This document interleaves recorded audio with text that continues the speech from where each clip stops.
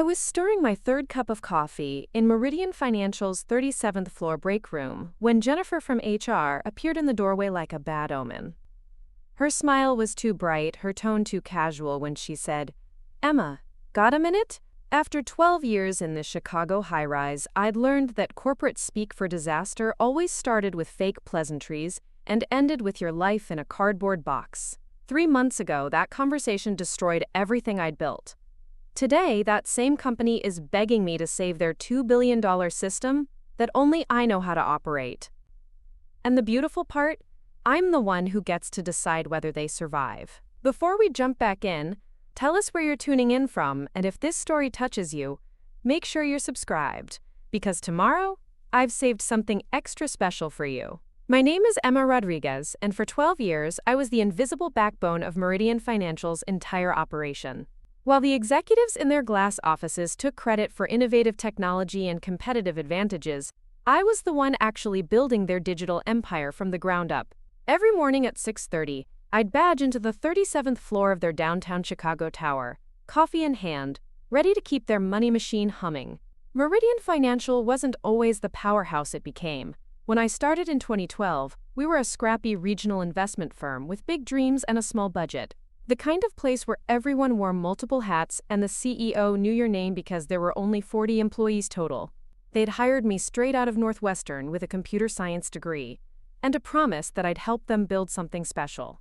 That something special became Phoenix, their proprietary trading platform that would eventually process over $2 billion in daily transactions.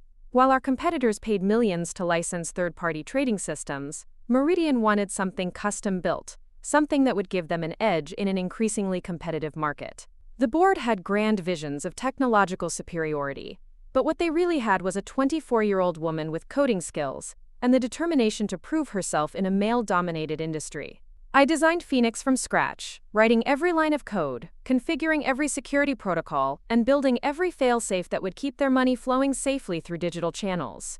The platform wasn't just software. It was an architectural masterpiece of interconnected systems that could execute trades in milliseconds, manage risk automatically, and maintain perfect compliance with financial regulations that seemed to change monthly. While other developers focused on single components, I understood the entire ecosystem because I'd created it with my own hands. The early years were brutal. 18-hour days became normal when markets opened in Asia and closed in California. My phone buzzed at 3 in the morning when servers needed attention, during Christmas dinner when emergency patches required deployment, and on every vacation I never actually took because someone had to monitor the systems. I missed family gatherings, skipped social events, and postponed relationships because Meridian's success felt like my personal mission. But watching the company grow felt incredible. We expanded from regional to national, then international.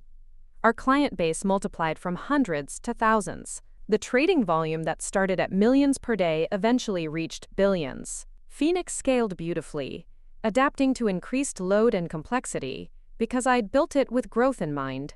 Every upgrade, every enhancement, every optimization flowed through my understanding of how the pieces fit together. My colleagues respected my expertise, even if they didn't always understand it. The traders knew that when their screens froze or orders failed to execute, Emma could fix it faster than anyone else. The compliance team relied on my reports to satisfy regulatory audits. The executives presented my innovations to investors as proof of Meridian's technological leadership. I became the person everyone called when things broke, which in financial technology happens more often than anyone wants to admit. Management appreciated my dedication in their own way. Annual reviews praised my technical skills and commitment.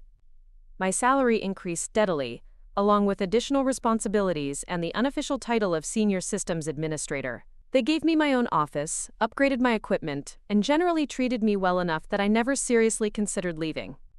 Meridian felt like home, and Phoenix felt like my child. The work itself energized me in ways that surprised everyone, including myself. While other people saw trading platforms as boring financial plumbing, I saw elegant solutions to complex problems. Every millisecond I could shave off transaction processing meant millions more in potential profits. Every security enhancement protected our clients' assets from increasingly sophisticated cyber threats. Every performance optimization gave our traders advantages over competitors still stuck with legacy systems they didn't understand. Phoenix evolved constantly under my care.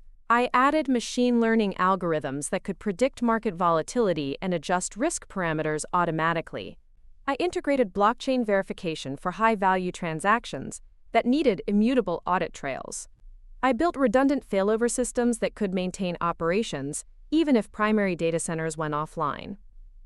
What started as basic trading software became a comprehensive financial ecosystem that competitors envied and regulators praised. The technical challenges kept me engaged year after year.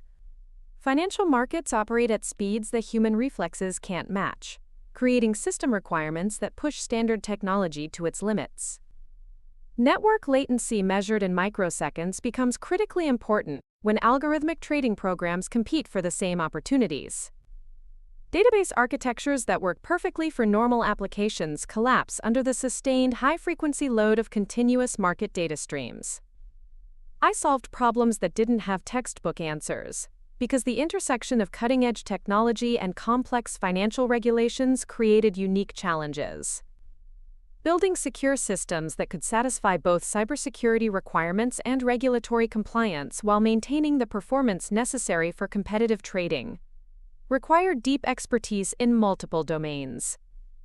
I became fluent in financial law, network security, database optimization, and market microstructure because Phoenix demanded mastery of everything.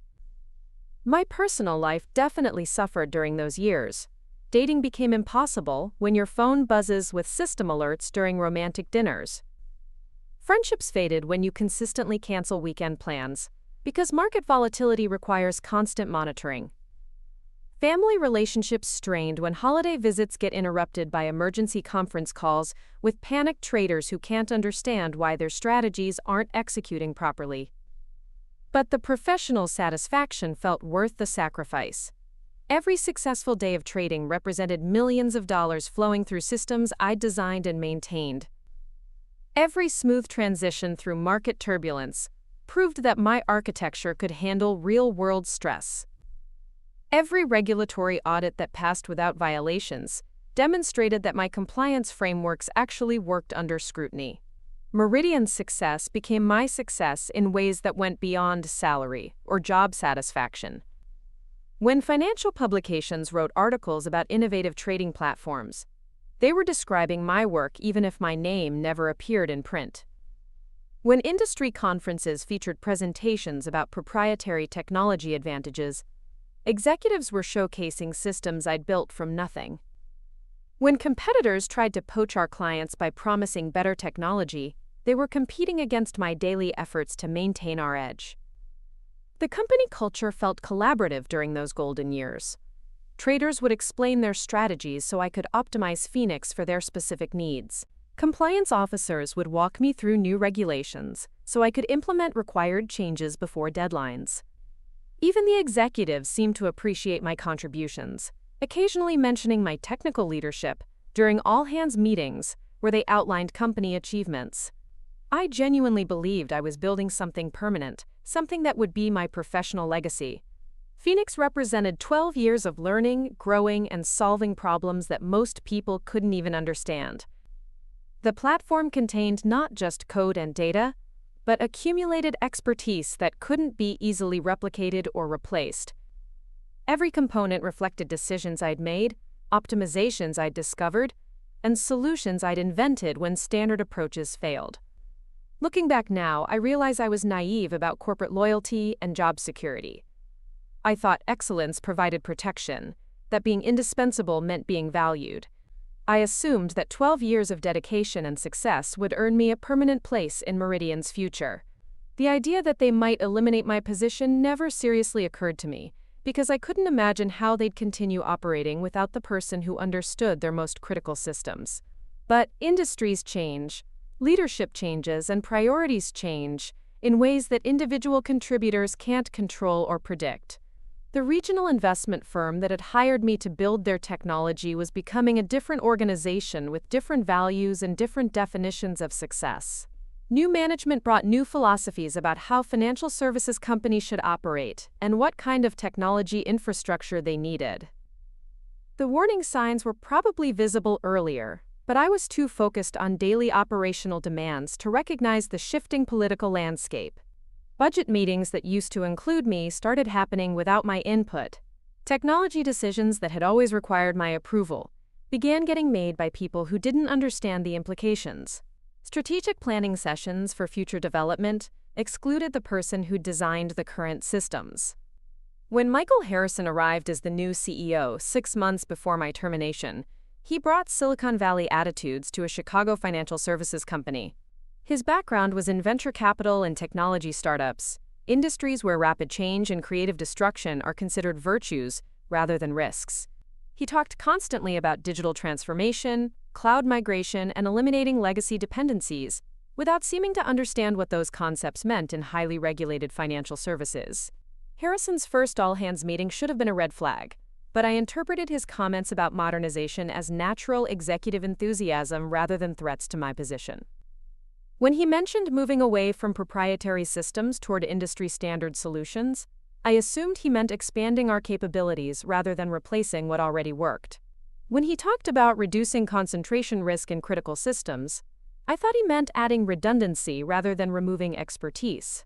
The morning Jennifer appeared in the break room doorway, I was completely unprepared for what was about to happen. Preparing and narrating this story took us a lot of time, so if you are enjoying it, subscribe to our channel. It means a lot to us. Now back to the story. I'd started that day like any other, checking overnight transaction logs, reviewing system performance metrics, and planning routine maintenance activities. Phoenix was running perfectly, processing billions in daily volume, without any problems that would suggest management dissatisfaction with my work.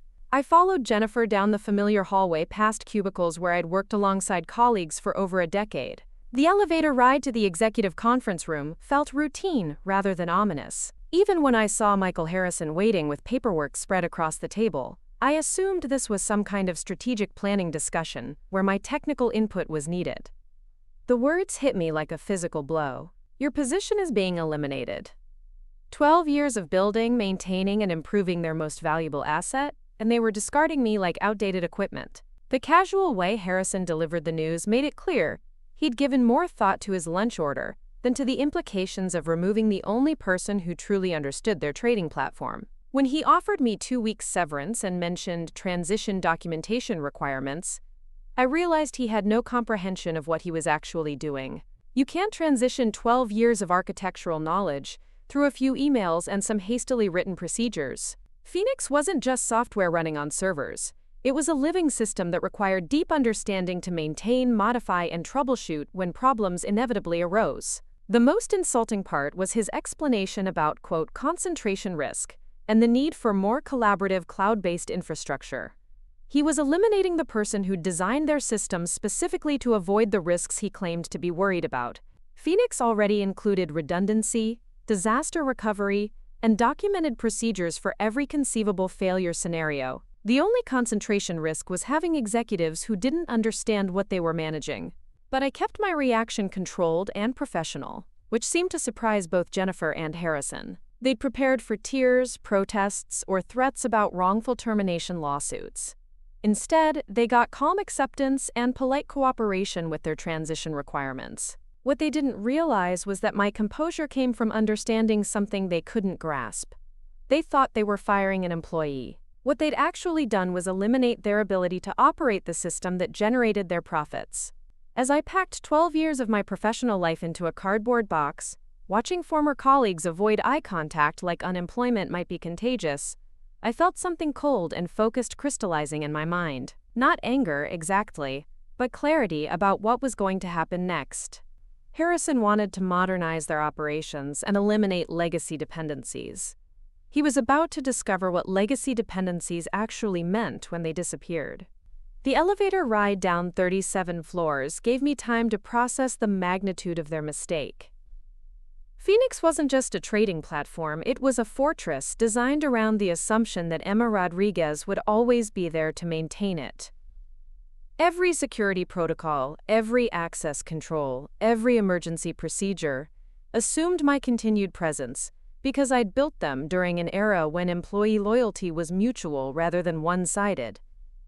Walking out of that building for what I assumed was the last time, I realized that 12 years of dedication and expertise hadn't been eliminated. They'd just been liberated from the obligation to serve ungrateful management. Phoenix was still my creation, still dependent on my knowledge, and still vulnerable to my absence in ways that Harrison's modernization team was about to discover. That night in my Lincoln Park apartment, I sat with a glass of wine and my laptop, looking out at the Chicago skyline, where Meridian's building glowed with the lights of people working late to keep their money machine running. But their money machine was my creation, and they just severed their connection to the person who knew how to keep it running. I opened my personal email and started typing a message that would begin the next chapter of this story.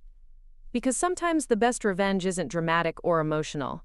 Sometimes it's simply allowing people to experience the natural consequences of their own poor decisions. And Michael Harrison was about to get a masterclass in what happens when you eliminate dependencies you don't understand. The wine helped dull the sharp edges of betrayal, but sleep remained elusive that first night after my termination. I found myself wandering through my apartment at 3 a.m, muscle memory reaching for my phone to check system alerts that would no longer come. For 12 years, my circadian rhythm had synchronized with global markets, waking me when Asian exchanges opened and keeping me alert through European close. Now the silence felt deafening. My laptop sat open on the kitchen counter, cursor blinking in an empty email draft that I'd started and abandoned a dozen times. What do you write to former colleagues who watched you get escorted out?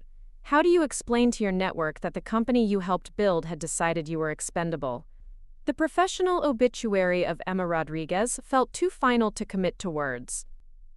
Instead, I refreshed my email obsessively, watching spam messages accumulate alongside automated notifications from services I'd forgotten I'd subscribed to.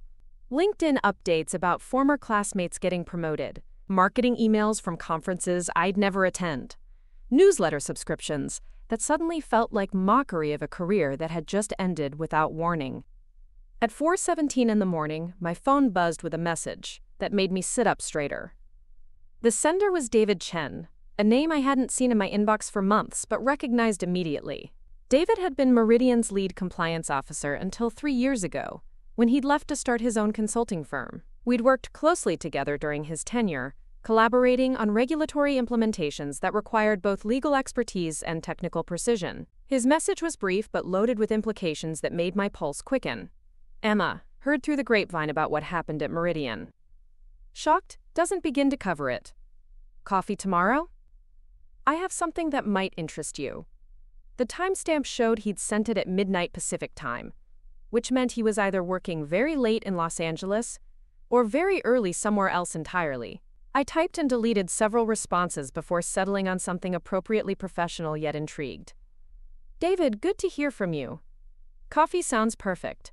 Downtown Chicago work for you? Send button pressed before I could second-guess myself, because hesitation was a luxury I could no longer afford. His reply arrived within minutes, confirming he was indeed awake and apparently as eager to connect as I was to escape the suffocating silence of unemployment. Actually in Chicago on business. Navy Pier Starbucks, 10 a.m? Fair warning, I'm not just reaching out for sympathy drinks. I have a proposition. The word proposition hung in my mind like a lifeline, thrown to someone who hadn't realized they were drowning. David Chen was nobody's idea of a charity case or sympathy dispenser. His reputation in financial compliance was sterling. His consulting firm successful enough that he could afford to be selective about clients and projects. If he wanted to meet on less than 12 hours' notice, something significant was driving his urgency. Morning brought coffee that tasted like hope and anxiety mixed in equal proportions. I dressed carefully, choosing clothes that projected competence without desperation, professionalism without the corporate uniformity that had defined my wardrobe for over a decade. The face in my bathroom mirror looked the same as yesterday, but everything else had changed in ways both subtle and profound. Navy Pier buzzed with early tourists and business meetings, the kind of controlled chaos that makes private conversations possible within public spaces. David was already waiting when I arrived, laptop open and papers spread across a corner table that offered views of Lake Michigan stretching toward horizons that suddenly seemed full of possibility rather than empty space. He stood to greet me with the kind of genuine smile that reminded me why we'd worked well together during his Meridian years. David possessed that rare combination of legal precision and human warmth that made complex regulatory discussions feel collaborative rather than adversarial. His success as an independent consultant didn't surprise me, because his ability to translate bureaucratic requirements into practical solutions was exactly what growing financial firms needed. "Emma, you look good for someone who just survived corporate execution," he said, gesturing toward the chair across from him. "Though I have to admit, when I heard about Harrison's restructuring plans, your name was the last one I expected to see on the casualty list." The casual way he mentioned Harrison's plans made me pause mid-sip of my latte. "You knew about the restructuring before it happened?" David's expression shifted into something more serious, the kind of look compliance officers develop when they're about to deliver unwelcome news to executives who don't want to hear it. "Emma, the financial services industry in Chicago is smaller than most people realize. When a company like Meridian brings in outside consultants to evaluate their technology infrastructure, word travels through networks faster than market data." The revelation that Harrison had been planning this transition for weeks or months rather than days made my termination feel even more calculated and cold. While I'd been focusing on daily operations and system maintenance, executive decisions about my professional fate had been discussed in meetings where my voice was neither invited nor considered relevant.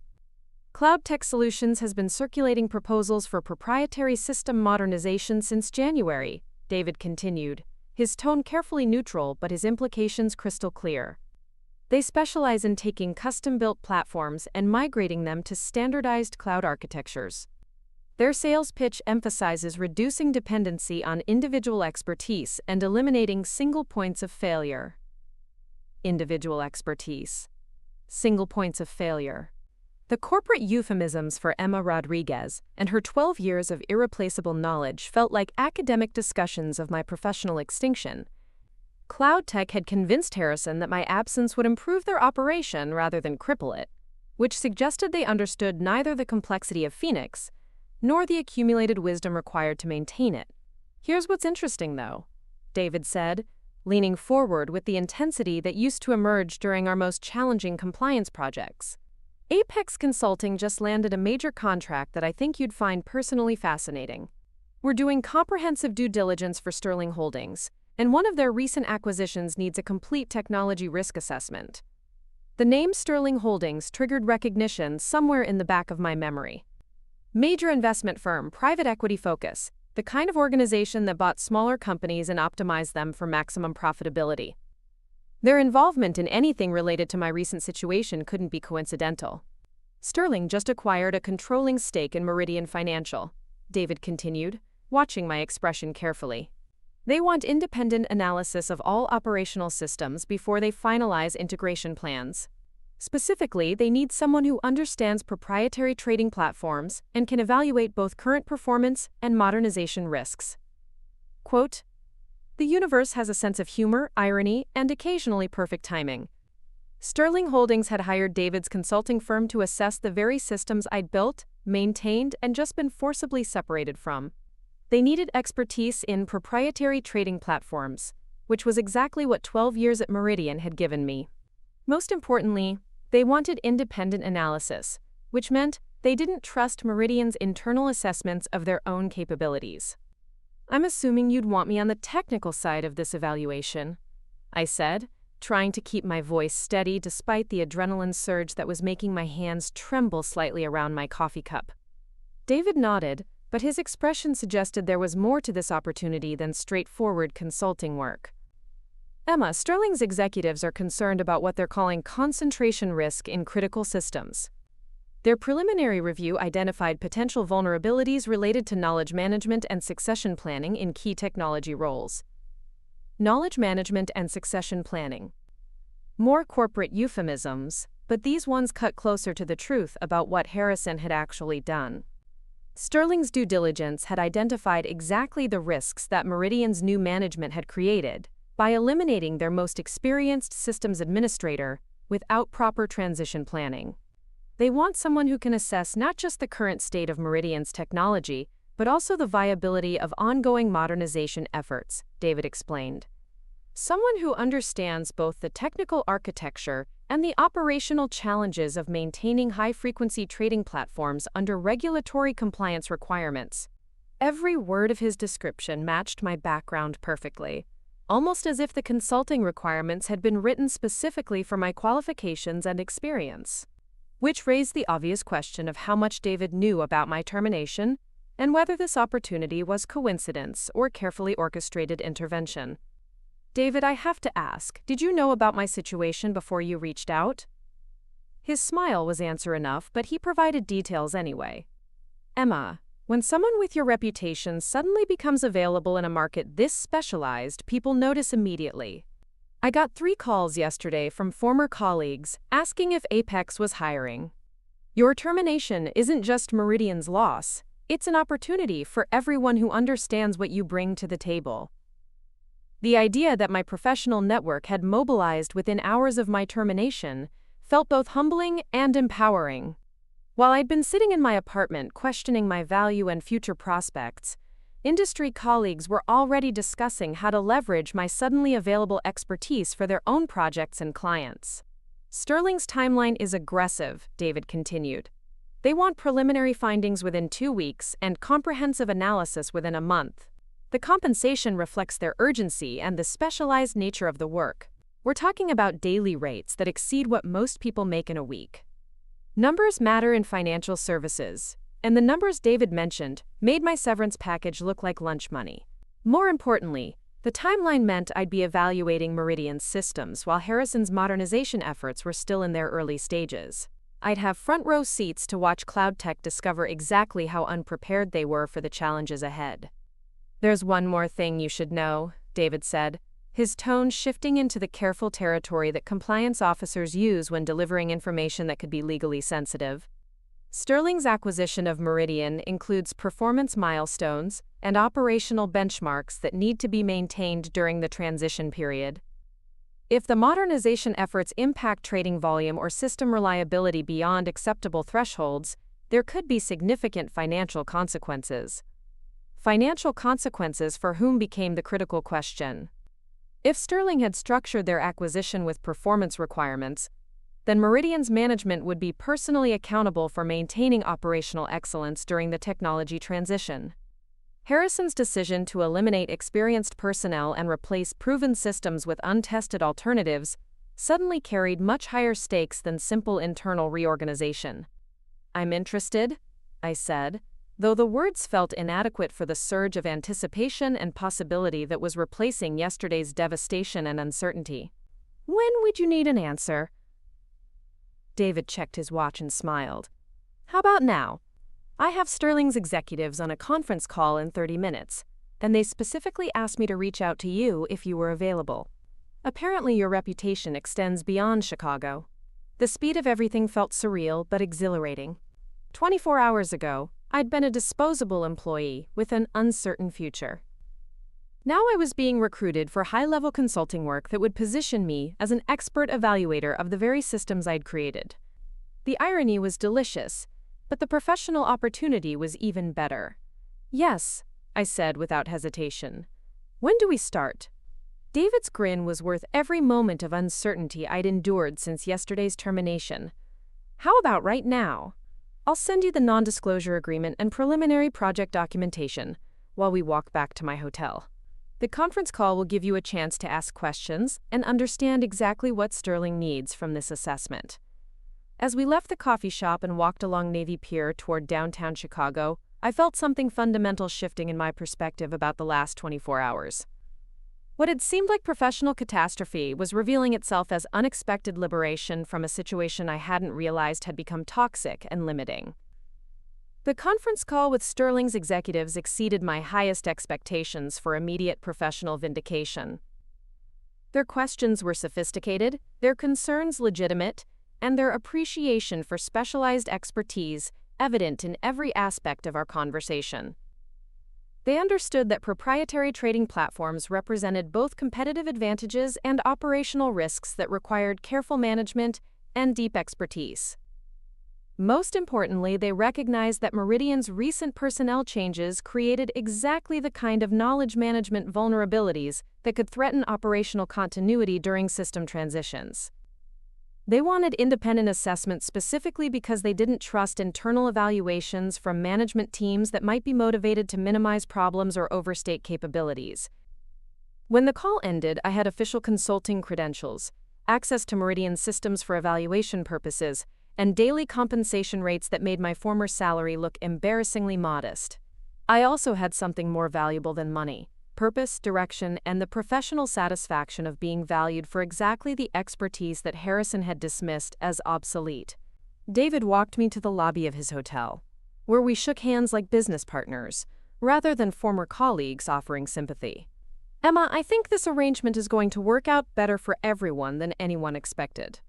Sterling gets the expertise they need, you get compensation that reflects your actual value, and Meridian gets the independent evaluation they probably should have commissioned before making dramatic changes." That evening, I sat in my apartment with Sterling's project documentation spread across my dining room table, feeling like a detective who'd just been given access to evidence in a case she'd been personally invested in solving.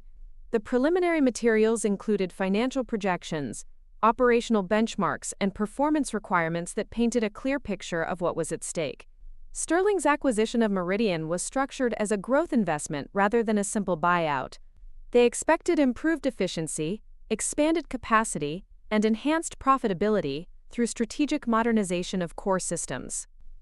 The technology transition that Harrison had initiated wasn't just internal reorganization, it was fundamental to Sterling's return on investment calculations.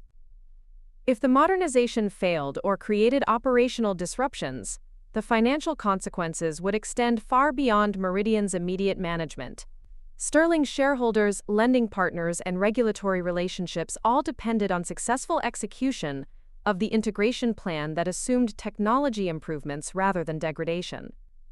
My role as independent evaluator gave me unprecedented access to assess both current performance and transition risks from a perspective that no internal employee could provide. I would have complete technical access, documentation privileges, and reporting authority directly to Sterling's board rather than Meridian's management. Which meant I would be watching Harrison's modernization efforts with the authority to expose their shortcomings to the people who controlled Meridian's future. The irony was perfect, but the professional opportunity was even better than irony. For the first time since Jennifer had appeared in that break room doorway, I felt genuinely excited about what tomorrow would bring. Because tomorrow, I would begin the most important project of my career, proving exactly how much expertise Harrison had thrown away when he decided Emma Rodriguez was expendable. Walking into Meridian's lobby 3 days later felt like stepping through a portal into an alternate reality where everything familiar had been subtly rearranged. The same marble floors reflected the same morning sunlight streaming through floor-to-ceiling windows, but my relationship to this space had fundamentally transformed. Instead of badging through employee turnstiles with practiced muscle memory, I approached the visitor reception desk where a young woman I didn't recognize checked my identification against a list of expected consultants. "Emma Rodriguez from Apex Consulting," I announced, watching her locate my name and print a temporary badge that felt both foreign and empowering. The plastic card designated me as an external expert rather than internal employee, a subtle but profound shift in status that would grant me access to information and perspectives that had been invisible during my 12 years of daily immersion. The elevator ride to the 37th floor stretched longer than memory suggested, each passing floor marking psychological distance from the Emma, who had been dismissed from this building just 72 hours earlier. When the doors opened, I stepped into a hallway that looked identical but felt completely different, because I was no longer approaching it as someone whose career depended on pleasing the people behind these office doors. David was waiting near the executive conference room, laptop bag slung over his shoulder and the kind of confident expression that successful consultants develop when they're about to charge premium rates for expertise that their clients desperately need. His greeting was professionally warm but deliberately formal, establishing appropriate boundaries for our new working relationship in front of Meridian's staff who might be observing our interaction. "Emma, thanks for flying in on such short notice," he said loud enough for nearby colleagues to hear, creating the fiction that I was an external expert from out of town rather than their recently terminated systems administrator. "Sterling's team is eager to begin the technical assessment, and your reputation for proprietary platform analysis made you the obvious choice for this engagement." The conference room held familiar faces arranged around the polished table where I'd attended countless meetings as an internal employee. Jennifer from Human Resources sat near the door with an expression that mixed professional courtesy with obvious discomfort at my unexpected return. Tom from Finance reviewed documents with the focused intensity that suggested he was trying to avoid making eye contact with someone he'd recently helped terminate. Michael Harrison occupied the head of the table with his laptop open and phone positioned for easy access, projecting the busy executive persona that had impressed Sterling's board during acquisition negotiations. His appearance was carefully calculated to suggest competence and control, but I noticed subtle signs of stress in the way his fingers drummed against the table surface and his eyes darted between documents, rather than focusing on any single item. "Emma," he said when I entered the room, his tone carefully modulated to sound welcoming despite the obvious awkwardness of our situation, "thanks for taking on this assessment project. Sterling's due diligence requirements are quite comprehensive, and your background with proprietary trading systems should provide valuable perspective." His ability to speak about my background as if it were abstract expertise rather than specific knowledge of their specific systems demonstrated either remarkable compartmentalization or complete disconnection from reality. I suspected the latter, based on what I'd already discovered about CloudTech's progress during my preliminary research for this engagement. "I'm excited to dive into the technical architecture," I replied, matching his professional tone while internally savoring the irony of being paid premium consulting rates to evaluate systems I designed and maintained until this week. Sterling's questions about operational continuity and modernization risks should be straightforward to address once I've completed my analysis. The morning briefing proceeded with the surreal formality of people pretending that recent history hadn't happened, while discussing technical challenges that everyone in the room knew I understood better than anyone else present. Harrison outlined CloudTech's modernization timeline with confident projections that suggested either complete faith in their capabilities or complete ignorance of the challenges they were facing. According to his presentation, the transition to cloud-based infrastructure would be completed within 6 months, with improved performance metrics and reduced operational costs justifying the temporary disruption of current workflows. The new architecture would eliminate single points of failure while providing enhanced scalability and simplified maintenance procedures that would benefit both internal staff and external stakeholders. Every word of his optimistic assessment contradicted the preliminary findings I'd already uncovered through my authorized access to Sterling's due diligence materials. CloudTech's initial progress reports painted a different picture entirely, one that suggested they were encountering technical obstacles that their original proposals had either minimized or completely overlooked. When Harrison finished his presentation and asked if I had any immediate questions, I chose my words carefully to avoid revealing how much I already knew about their current situation. "I'd like to begin with a comprehensive review of system architecture and recent performance metrics. Understanding the baseline will help me evaluate both current capabilities and transition risks." David nodded approvingly and opened his laptop to review the access credentials that Sterling had negotiated as part of their consulting agreement. "Emma will need administrative privileges for all trading platform components, complete documentation repositories, and historical performance data going back at least 18 months. Sterling's board wants thorough analysis rather than surface-level assessment."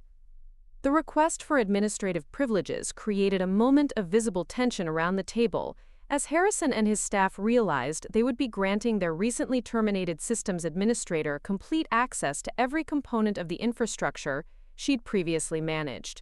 The irony was delicious, but the professional necessity was undeniable given Sterling's requirements for independent technical evaluation. "Of course," Harrison said after a pause that lasted just long enough to suggest internal conflict about the wisdom of this arrangement. "Jennifer will coordinate with IT to ensure you have everything you need for a thorough assessment. Jennifer's expression suggested she was already dreading the conversations required to explain why they were granting system access to someone they'd just eliminated from the payroll. But Sterling's authority as the parent company made objections impossible, rather than merely uncomfortable. The meeting concluded with handshakes and professional pleasantries that felt like theatrical performance for an audience that wasn't entirely convinced by the script. As people filed out of the conference room, I caught glimpses of whispered conversations and meaningful glances between colleagues who clearly understood that something unusual was happening, but weren't sure how to interpret the implications. David and I remained behind to review the technical requirements and timeline for my assessment, using the privacy to discuss aspects of the project that couldn't be addressed in front of Meridian's management. His expression shifted from formal consultant to concerned colleague as soon as the door closed behind the last departing executive.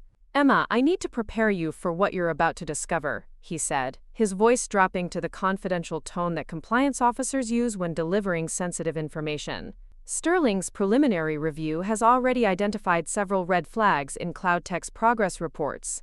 They're behind schedule, over budget, and apparently encountering technical challenges that weren't anticipated in their original proposal. The confirmation of what I'd suspected made my pulse quicken with anticipation rather than anxiety. CloudTech's struggles weren't surprising given the complexity of Phoenix's architecture, but hearing official acknowledgement of their difficulties felt like validation of my professional judgment and expertise. "How behind schedule are we talking about?" I asked, though I suspected I already knew the answer based on what I'd observed during my preliminary research. David consulted his notes with the precision that had made him an excellent compliance officer. Their original timeline projected basic functionality restoration within 2 weeks and full system migration within 8 weeks. We're now at 3 weeks, with what they're describing as partial access to non-critical components. Partial access to non-critical components translated to nearly complete failure in the language of proprietary system migration. Phoenix wasn't designed with clear boundaries between critical and non-critical functions. Because high-frequency trading platforms require seamless integration across all operational components. CloudTech's inability to access core functionality meant they were essentially locked out of the system they'd been hired to modernize. "What about performance metrics during this transition period?" I asked, though I was beginning to suspect that Sterling's concerns about operational continuity were well-founded. "That's where things get interesting," David replied, his expression suggesting that interesting was a diplomatic euphemism for catastrophic. "Trading volume has decreased by 35% since the modernization efforts began. Transaction processing speeds are down 40%. And yesterday, they experienced their first complete system failure since 2019. The numbers hit me like physical blows because they represented the degradation of everything I'd spent 12 years building and optimizing." Phoenix had been running flawlessly when I left, processing billions in daily volume with reliability that exceeded industry standards. 3 weeks of CloudTech's modernization efforts had reduced it to an unstable system that was actively losing clients and revenue. "Emma, there's something else you need to know," David continued, his tone shifting into the careful territory that suggested legally sensitive information was about to be shared. "Sterling's acquisition agreement includes specific performance benchmarks that Meridian is required to maintain during the transition period. If operational metrics fall below certain thresholds, there are financial penalties and potential grounds for renegotiating the purchase terms." The implications were staggering in their scope and irony. Harrison's decision to eliminate my position and modernize the systems had created exactly the kind of operational risks that Sterling's acquisition was designed to avoid. His management choices were potentially jeopardizing the entire transaction that had made Meridian valuable enough to acquire in the first place. "What are the specific benchmarks?" I asked, though I was beginning to understand that my assessment would carry much more weight than simple technical evaluation. David opened a folder marked with Sterling's confidential designation and reviewed terms that made the stakes crystal clear. "Daily trading volume cannot decrease more than 15% below historical averages. Transaction processing speeds must maintain performance within 10% of baseline metrics. System availability must exceed 99.5% uptime. And here's the big one. Client retention must remain above 90% during the transition period." Every benchmark that David mentioned was already being violated based on the performance data he'd shared moments earlier. CloudTech's modernization efforts hadn't just created technical challenges. They'd created contractual violations that could fundamentally alter Sterling's relationship with Meridian and its management. My role in this assessment just became significantly more important than I realized, I said, understanding that my findings would influence decisions far beyond technical architecture. Emma, Sterling's board hired Apex specifically because they wanted independent analysis from someone who understands both the technical challenges and the business implications of proprietary trading platform management. Your assessment will directly inform their decisions about whether to continue supporting the current modernization approach or pursue alternative strategies. Alternative strategies was corporate language for replacing management and reversing course on decisions that were proving costly and counterproductive. My technical findings would essentially determine whether Harrison's vision for Meridian's future would survive Sterling's review of his performance during the transition period.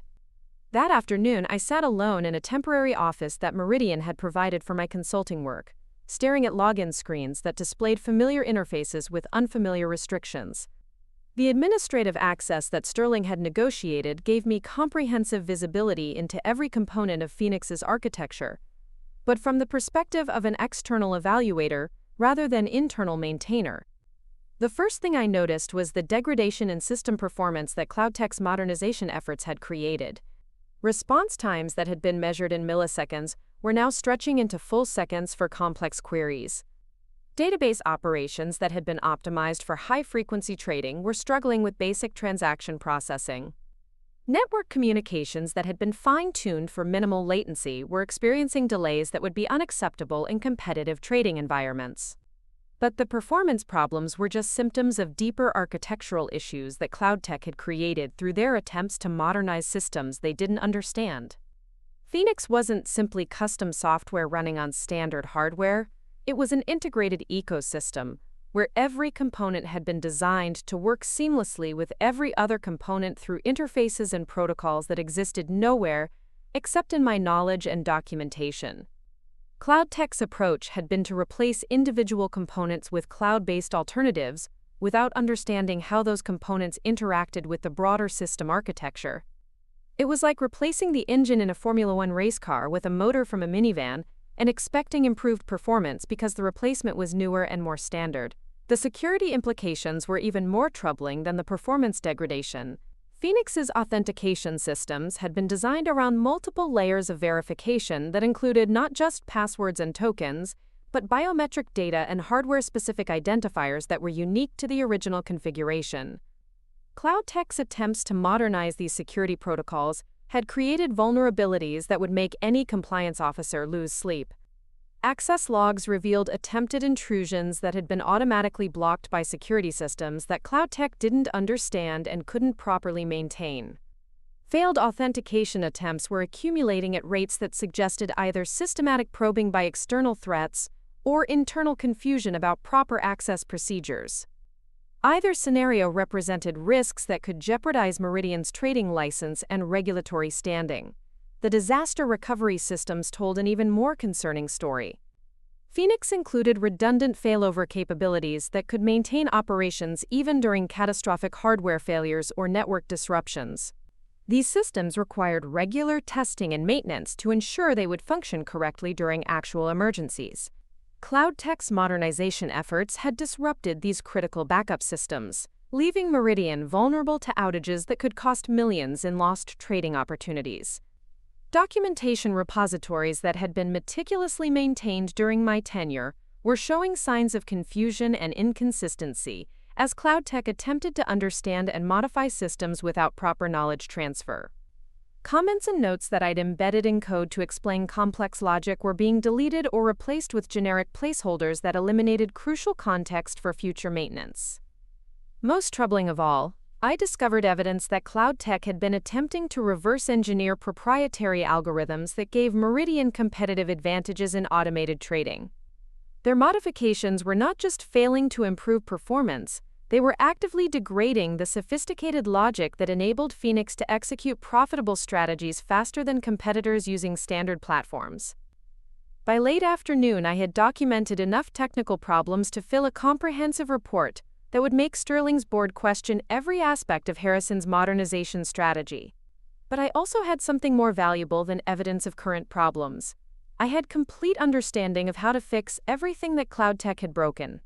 The evening commute from Meridian's building to my apartment felt different than it had for 12 years, because I was leaving as someone with power rather than responsibility. The problems I'd discovered weren't my problems to solve, unless Sterling decided to hire me for remediation work at premium consulting rates. The performance degradation and security vulnerabilities were Harrison's responsibility to address, with the resources he'd chosen to depend on. That night, I began drafting the preliminary assessment report that would land on Sterling's board table like a financial bomb. Every finding was documented with technical precision and supported by quantitative data that would be impossible for Harrison to dispute or minimize. The scope of CloudTech's failures was comprehensive enough to justify immediate intervention and management changes. But as I wrote, I realized that this assessment represented more than professional vindication or consulting revenue. It was an opportunity to demonstrate the true value of expertise that Harrison had dismissed as obsolete dependency. When Sterling's board read my analysis, they would understand exactly what they'd gained by having independent evaluation from someone who truly understood the systems their investment depended on. The preliminary report concluded with recommendations that would effectively reverse every decision Harrison had made regarding technology, modernization, and personnel management. CloudTech's engagement should be terminated immediately. System restoration should be prioritized over modernization. And, most importantly, Meridian should secure long-term consulting agreements with experts who possessed the institutional knowledge necessary to maintain their competitive advantages. Tomorrow, I would deliver findings that would transform me from dismissed employee to indispensable consultant. Harrison's attempt to eliminate dependency on my expertise was about to demonstrate exactly why that expertise was irreplaceable. The irony was perfect, but the professional satisfaction was even better. The Sterling Holdings boardroom occupied the entire 42nd floor of their Manhattan headquarters, with floor-to-ceiling windows offering panoramic views of Central Park that seemed designed to remind everyone present of the vast sums of money required to afford such perspectives. I arrived 30 minutes early, using the time to review my final assessment report one last time while watching helicopters ferry wealthy executives between rooftop landing pads across the city skyline. My 47-page technical analysis represented 2 weeks of the most satisfying professional work I'd ever completed. Every finding was documented with forensic precision, every recommendation supported by quantitative data that would be impossible to dispute or dismiss. The executive summary alone contained enough damaging evidence to end careers and reshape corporate strategies, but the detailed technical sections painted an even more devastating picture of management incompetence and strategic failure. David arrived precisely on time, carrying the leather portfolio that successful consultants use to project authority and justify premium billing rates. His expression mixed professional confidence with anticipatory satisfaction as he reviewed the agenda for what promised to be the most consequential meeting of his consulting career. Emma, Sterling's board specifically requested that you present the technical findings directly rather than having me summarize your conclusions, he said, settling into the chair beside mine with the comfortable authority of someone who'd earned his place at tables where billion-dollar decisions were made. They want to hear from the expert who actually conducted the analysis, especially given the scope of the problems you've identified. The scope of the problems felt almost too extensive to believe, even though I'd documented every failure personally. CloudTech's modernization efforts hadn't just fallen behind schedule or exceeded budget projections. They'd created systematic degradation across every critical component of Meridian's trading infrastructure. Performance metrics that had taken 12 years to optimize were deteriorating daily. Security protocols that had protected billions in client assets were compromised by modifications that no one fully understood. Sterling's executives began filing into the boardroom with the purposeful efficiency of people accustomed to making decisions that affected thousands of employees and millions of investors. Margaret Way, Sterling's chief executive officer, commanded immediate attention through presence rather than volume, her questions during our preliminary conference call having demonstrated both strategic intelligence and operational pragmatism that explained her success in private equity. Richard Castellanos, their chief financial officer, brought the kind of analytical precision that made hostile takeovers and leveraged buyouts profitable, rather than merely aggressive. His preliminary review of Meridian's financial performance during the transition period had already identified revenue impacts that made my technical findings personally relevant to his responsibilities. Dr. Patricia Nowak served as Sterling's Chief Technology Officer, a rare executive who combined deep technical expertise with business acumen sophisticated enough to translate complex system architecture into strategic implications. Her questions during our initial discussions had revealed understanding of proprietary trading platforms that exceeded most executives in financial services. Michael Harrison entered the boardroom with the defensive posture of someone who suspected this meeting would challenge his authority and competence. His entourage included Jennifer from Human Resources and two cloud tech consultants, whose expressions suggested they'd been briefed on the serious nature of the findings they were about to confront. Margaret Way opened the meeting with directness that eliminated any possibility of diplomatic evasion or corporate doublespeak. We're here to review Apex Consulting's assessment of Meridian's technology infrastructure and modernization efforts. Ms. Rodriguez, Sterling's board has reviewed your preliminary findings, and we'd like you to walk us through the detailed technical analysis. I stood and activated the presentation system, watching my carefully prepared slides fill the wall-mounted displays that surrounded the boardroom. The first image showed Phoenix's performance metrics from my final week as systems administrator, alongside current measurements that CloudTech's efforts had produced. The degradation was visually devastating even for non-technical audiences. Ladies and gentlemen, 3 weeks ago, Meridian's proprietary trading platform was processing $1 billion in daily transaction volume, with average execution speeds of 47 milliseconds and system availability exceeding 99.8%. I began, allowing the numbers to establish baseline expectations before revealing the current reality. Today, the same platform is processing $1.3 billion in daily volume with execution speeds averaging 230 milliseconds and availability that has dropped to 96.2%. Transaction processing errors have increased by 400%. Client complaints regarding system performance have tripled. 2 major institutional clients have already begun transitioning their trading activity to competitors. The silence in the boardroom felt heavy with implications, as Sterling's executives absorbed the magnitude of operational degradation that Harrison's modernization had produced. CloudTech's consultants shifted uncomfortably in their seats, while Harrison's expression suggested he was beginning to understand that his strategic vision was about to be publicly dismantled. Ms. Rodriguez, what's driving this performance degradation?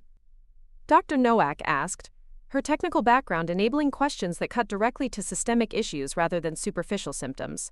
I advanced to the next slide, which displayed architectural diagrams that revealed the fundamental misunderstanding underlying CloudTech's approach.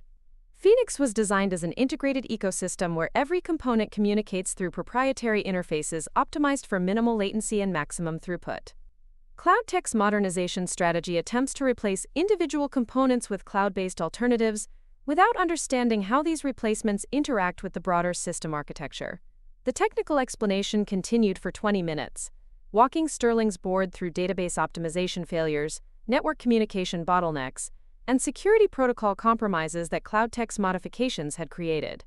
Every slide contained quantitative evidence that supported my conclusions while demonstrating the expertise required to identify and solve these problems.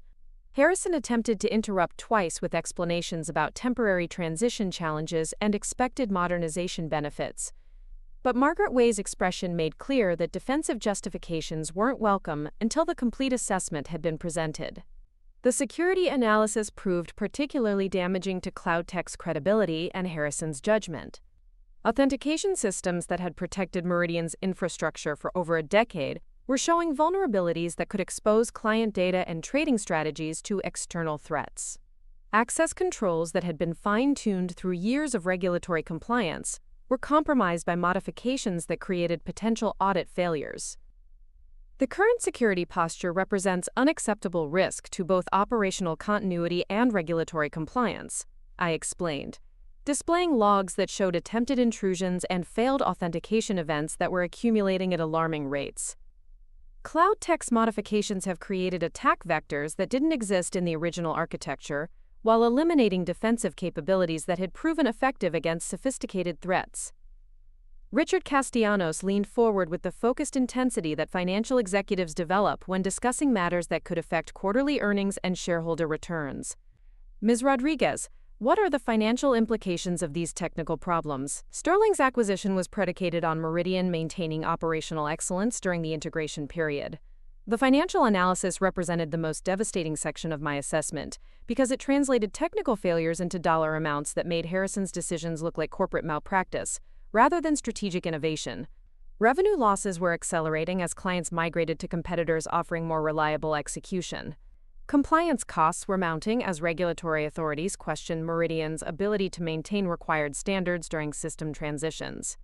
Based on current performance trends, Meridian will lose approximately $60 million in annual revenue through client defection and reduced trading volume, I said, watching Harrison's face go pale as the numbers landed like successive physical blows. Remediation costs to restore original functionality will likely exceed $15 million, assuming qualified expertise can be secured to reverse CloudTech's modifications. The qualified expertise caveat was deliberate and pointed, because everyone in the room understood that I possessed exactly the specialized knowledge required to fix everything that CloudTech had broken. My assessment wasn't just documenting problems. It was establishing my value as the solution to problems that Harrison's management had created. Margaret Way's questions became increasingly pointed as the presentation continued, focusing on accountability and corrective actions that could prevent further degradation. Ms. Rodriguez, in your professional opinion, what would it take to stabilize Meridian's systems and restore operational performance to acceptable levels? The question I'd been waiting for throughout 2 weeks of analysis and documentation. My response was carefully prepared to sound objective and professional, while establishing exactly what Sterling needed to understand about their options. Immediate termination of CloudTech's engagement would prevent further system degradation. Complete restoration of original configurations would require approximately 6 weeks with proper expertise. Long-term stability would depend on securing consulting agreements with specialists who understand Phoenix's proprietary architecture and can maintain competitive advantages that justify Meridian's premium valuation. Harrison finally found his voice, though his defensive tone suggested desperation rather than confidence. Margaret, we need to consider the long-term strategic benefits of modernization versus short-term transition challenges. CloudTech's approach will eventually eliminate dependency on individual expertise and create more sustainable operational frameworks. His reference to eliminating dependency on individual expertise felt like an unconscious admission that his original decision to terminate my employment had been strategically motivated rather than purely operational. The irony of Harrison arguing against individual expertise while sitting across from the individual expert who was documenting his failures wasn't lost on anyone present. Dr. Nowak's response carried the authority of someone whose technical background enabled her to evaluate competing claims about system architecture and modernization strategies. Michael, the assessment clearly demonstrates that CloudTech's approach has created more problems than it has solved. Sustainability requires systems that actually function reliably, not theoretical frameworks that compromise operational performance. The boardroom dynamic shifted perceptibly as Sterling's executives began asking questions that assumed CloudTech's engagement would be terminated rather than continued. Their focus moved from evaluating the modernization strategy to determining how quickly original functionality could be restored and what resources would be required to prevent future disruptions. Ms. Rodriguez, would you be available for remediation consulting if Sterling decides to reverse the current modernization approach? Margaret Way asked, her tone suggesting that this decision had already been made pending my response. The moment felt like professional vindication delivered with compound interest on the humiliation I'd endured 3 weeks earlier. Harrison had eliminated my position because he believed my expertise was expendable, and my contributions could be easily replaced. Now Sterling's board was essentially asking me to name my price for undoing the damage that his replacement strategy had created. I would be honored to assist Sterling with restoring Meridian's operational capabilities, I replied, maintaining professional composure while internally savoring the complete reversal of power dynamics that this moment represented. My consulting rates reflect the specialized nature of proprietary platform architecture, but I'm confident that restoration costs would be offset by revenue recovery within the first quarter.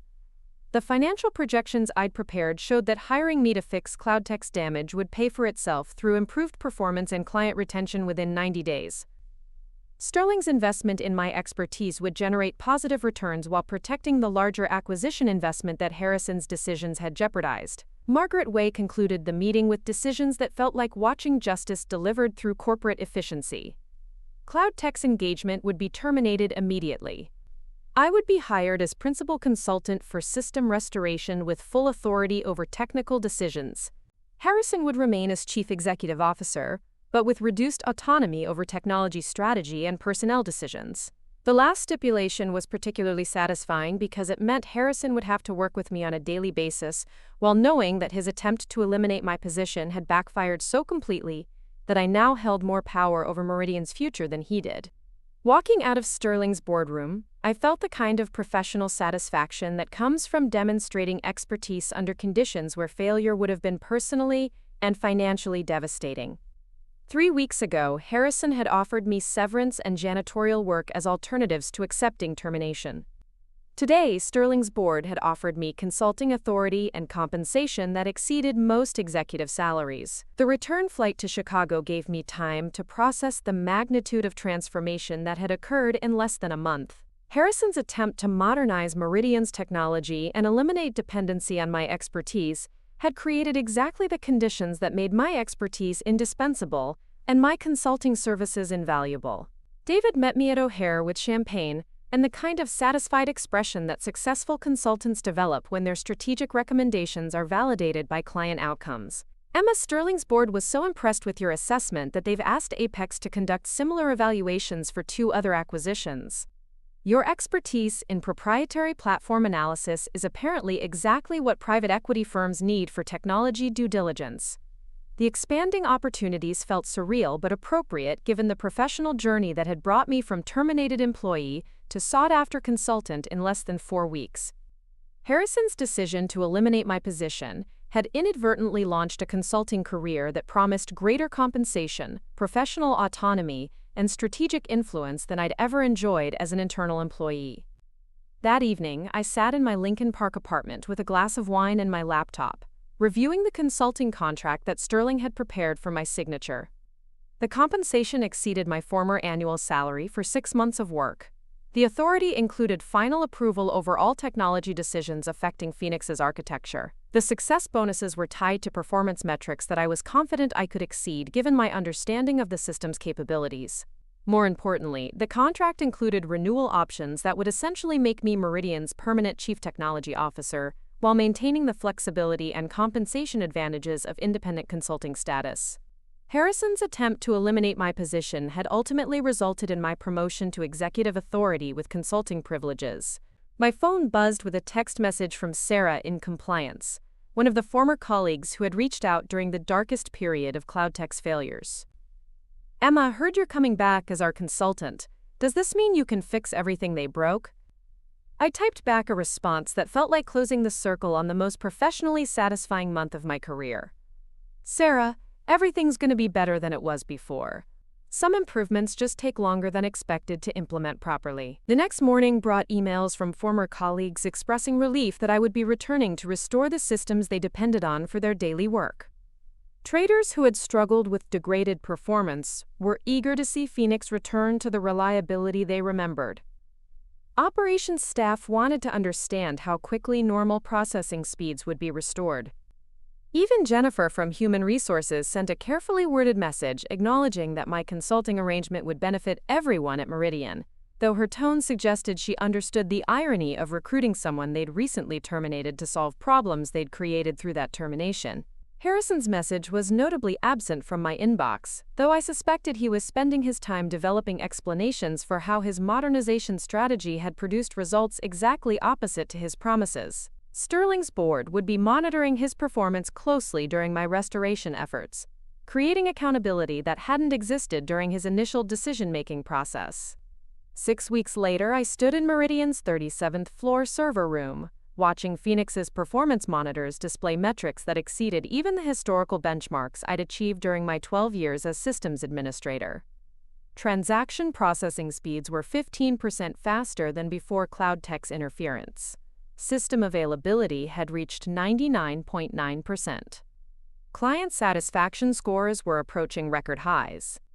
The restoration project had required exactly the timeline I'd projected, but the improvements I'd implemented during the repair process had enhanced Phoenix's capabilities beyond its original specifications. Sterling's board was so impressed with the results that they'd approved funding for additional optimization projects that would maintain Meridian's competitive advantages for years to come.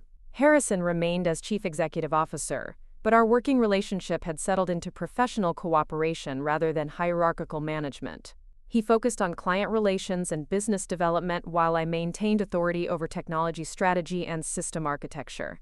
The arrangement worked because we both understood that Sterling's oversight would continue until operational excellence was consistently maintained. My consulting firm, which I'd formally established during the restoration project, was receiving inquiries from other financial services companies seeking expertise in proprietary platform management and modernization risk assessment. The success at Meridian had created a reputation that commanded premium rates and selective client acceptance. The office I'd been assigned during the restoration project became my permanent workspace, though with furnishings and equipment that reflected my consulting status rather than employee position. The view of Chicago's skyline looked the same as it had for 12 years, but my relationship to this building and my role within it had been fundamentally transformed. That afternoon, I received a call from Margaret Way, personally congratulating me on the successful completion of Phoenix's restoration and asking whether I'd be interested in evaluating another acquisition target that Sterling was considering. The compensation she mentioned for that project would fund my consulting firm's expansion and establish my reputation as the premier expert in financial technology due diligence. 3 months after Harrison had eliminated my position to reduce dependency on individual expertise, I'd become the individual expert that Sterling's board consulted for strategic technology decisions, affecting multiple companies and hundreds of millions in investment capital. His attempt to make me expendable had instead made me irreplaceable to organizations that understood the value of genuine expertise. The final irony arrived in my email that evening: a LinkedIn notification that Harrison had endorsed my skills in proprietary trading platform development. His public acknowledgement of expertise he'd previously dismissed felt like the perfect conclusion to a professional journey that had transformed termination into triumph through strategic patience and technical competence.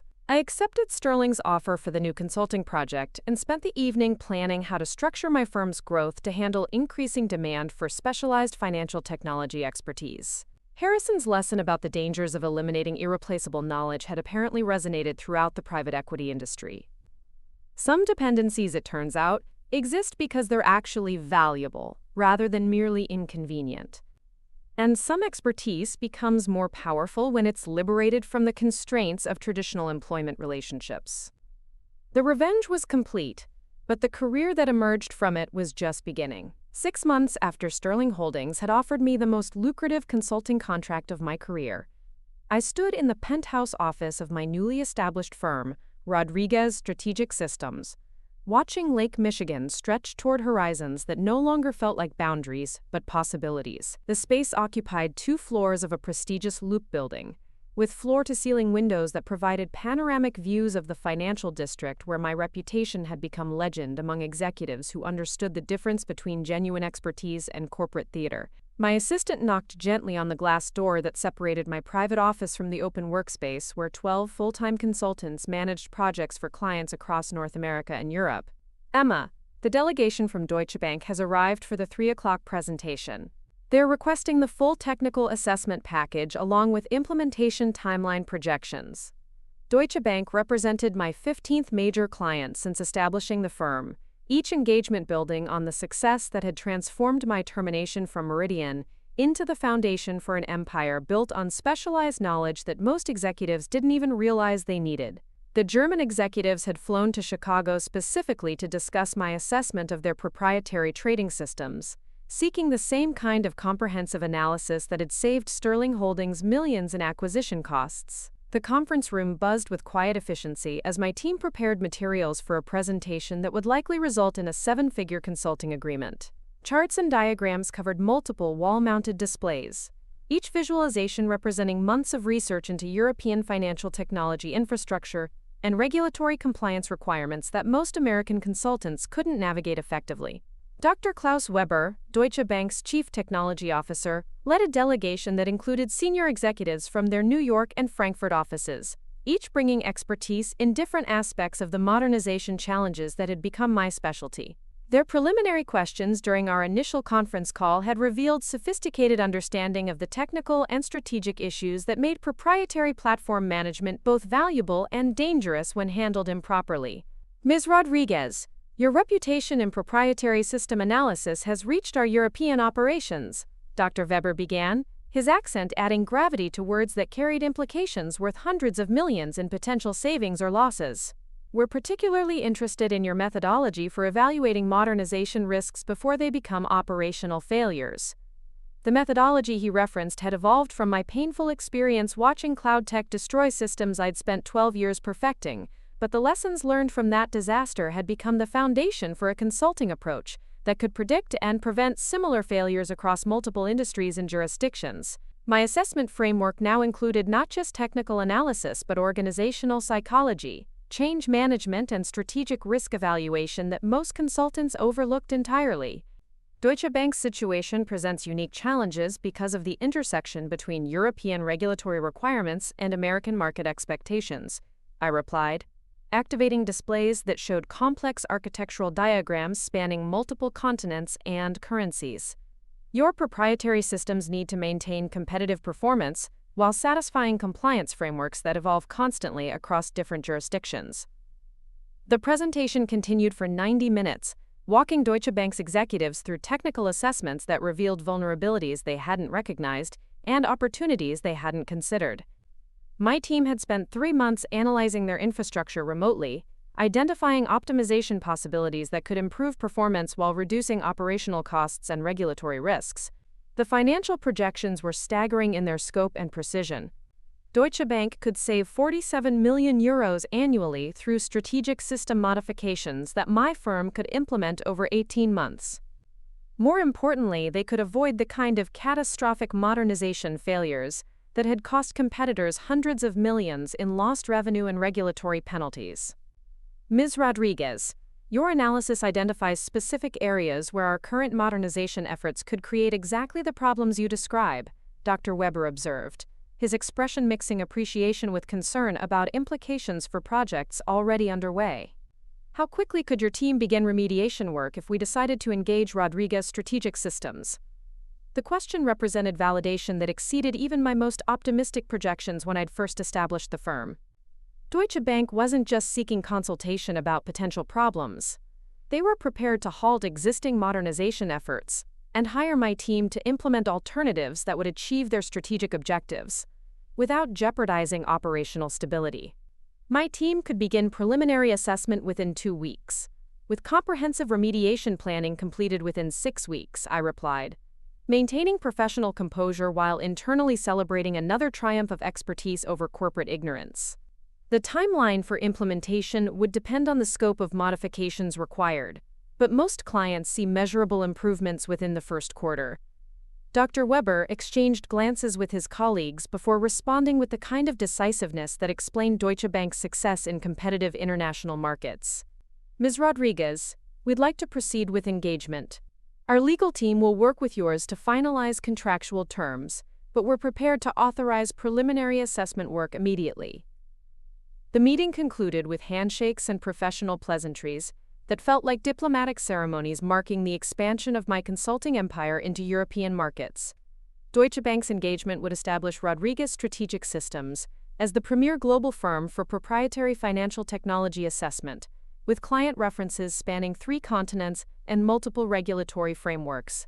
That evening, I hosted a celebration dinner for my senior consultants at Alinea, Chicago's most exclusive restaurant, where molecular gastronomy provided appropriate metaphors for the transformation of simple elements into extraordinary experiences.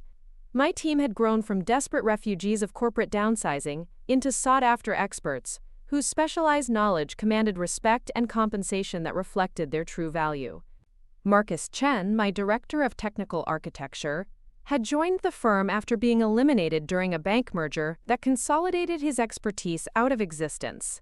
His background in algorithmic trading and risk management complemented my proprietary platform specialization, creating synergies that enabled comprehensive assessments impossible for either of us to achieve individually. Dr. Patricia Reeves brought regulatory compliance expertise earned through 15 years, navigating international banking law across multiple jurisdictions. Her ability to translate complex legal requirements into technical specifications had proven invaluable for clients operating in heavily regulated environments where small mistakes could trigger massive penalties.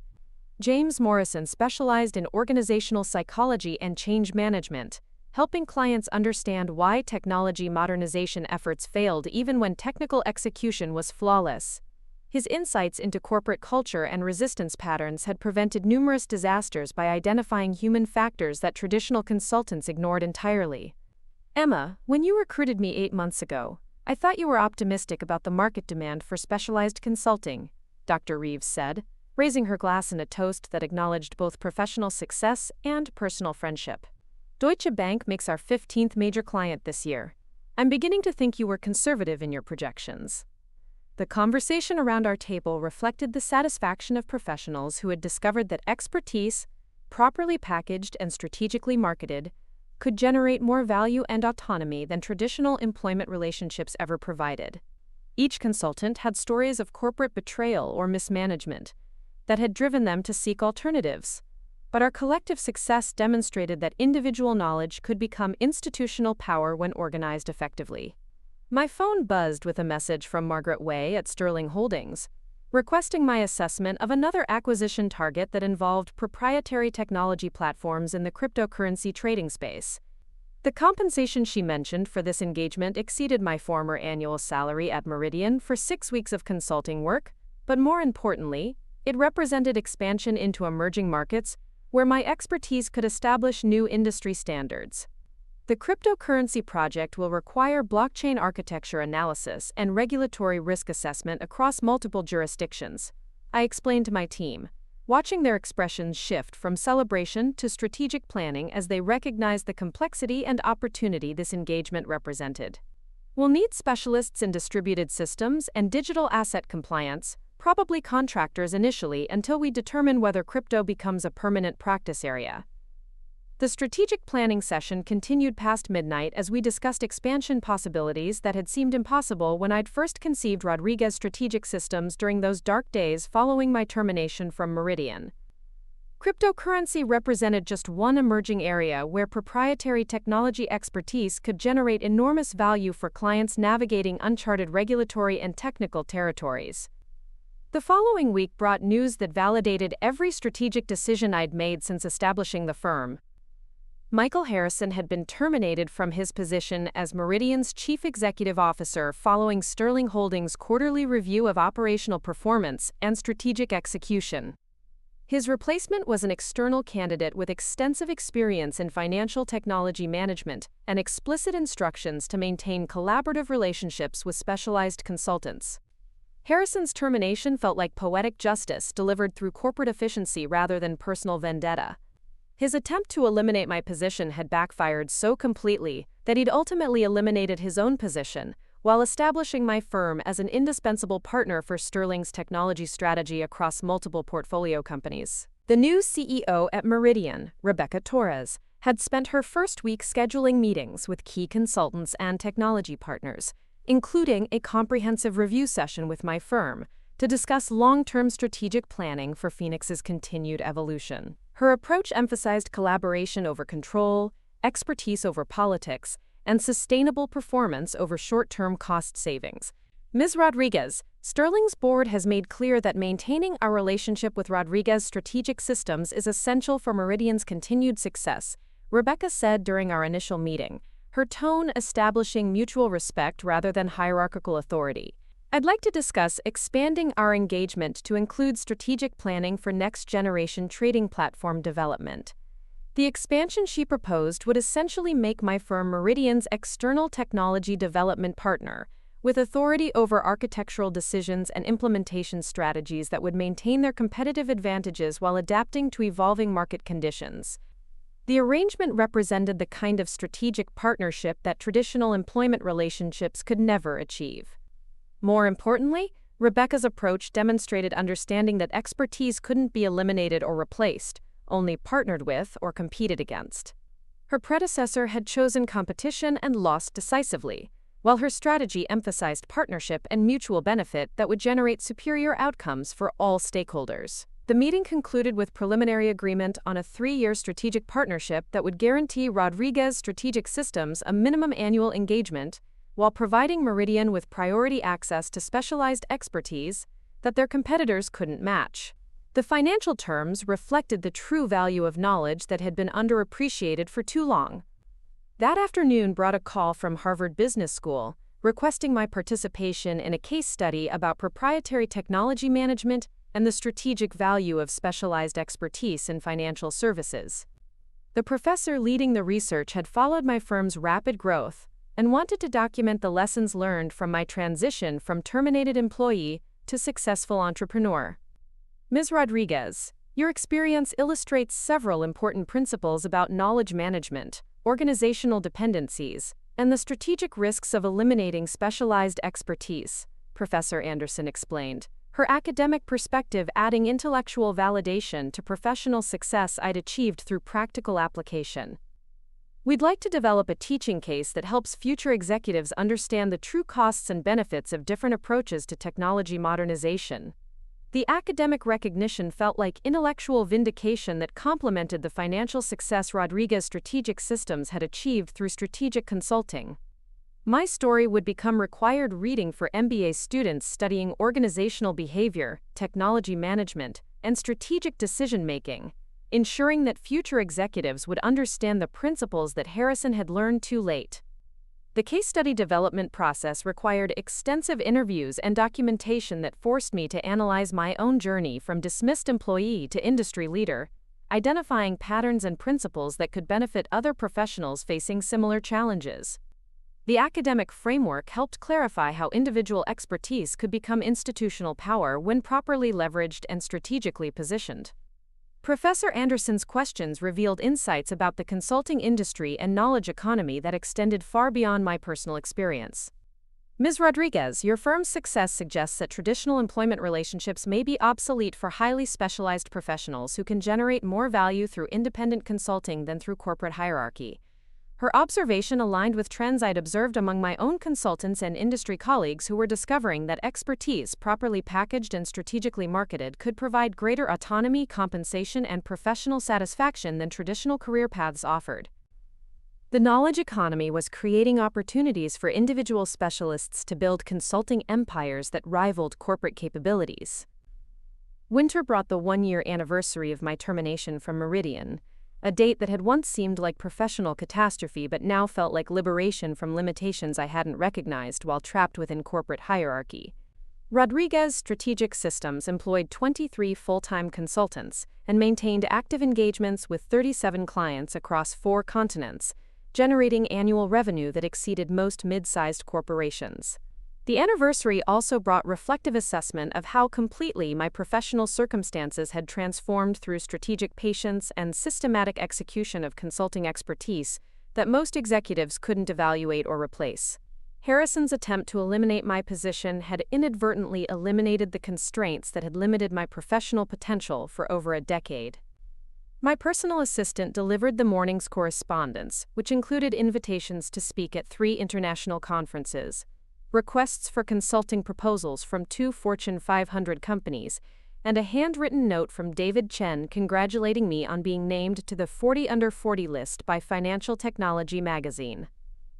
The recognition felt surreal but appropriate, given the professional journey that had transformed termination into triumph, through strategic application of specialized knowledge that corporate hierarchies had undervalued, but market forces appreciated correctly. My expertise hadn't changed, but my ability to leverage that expertise for maximum impact and compensation had been liberated from traditional employment constraints. That evening I stood in my penthouse office watching Chicago's skyline illuminate against winter darkness, reflecting on 12 months that had redefined my understanding of professional potential and personal power. The city looked the same as it had during those devastating days following my termination, but my relationship to these buildings and the people who worked within them had been fundamentally transformed.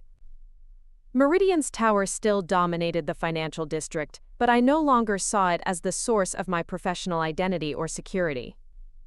Instead, it represented one client among many, important but not essential, valuable but not irreplaceable. The psychological freedom of that perspective was worth more than the financial success my consulting firm had achieved. My reflection was interrupted by a call from Margaret Way at Sterling Holdings, her voice carrying excitement about opportunities that would expand Rodriguez Strategic Systems into Asian markets, where proprietary technology consulting commanded even higher premiums than American and European engagements.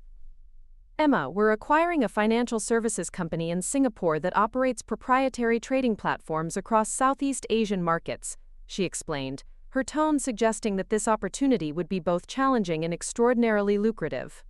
"The regulatory environment is complex, the technology is sophisticated, and the strategic stakes are enormous. Interested?" The Singapore engagement would establish Rodriguez Strategic Systems as the premier global consulting firm for proprietary financial technology, with client relationships spanning every major financial center and regulatory jurisdiction. More importantly, it would demonstrate that expertise, properly developed and strategically leveraged, could create consulting empires that transcended geographic and cultural boundaries. "Margaret, I'm absolutely interested," I replied, watching Lake Michigan reflect city lights that seemed to pulse with infinite possibility rather than limiting constraint. "When do we start?" Her laughter carried satisfaction that extended beyond successful business development to genuine appreciation for partnership between professionals who understood that expertise was power when properly applied and strategically positioned.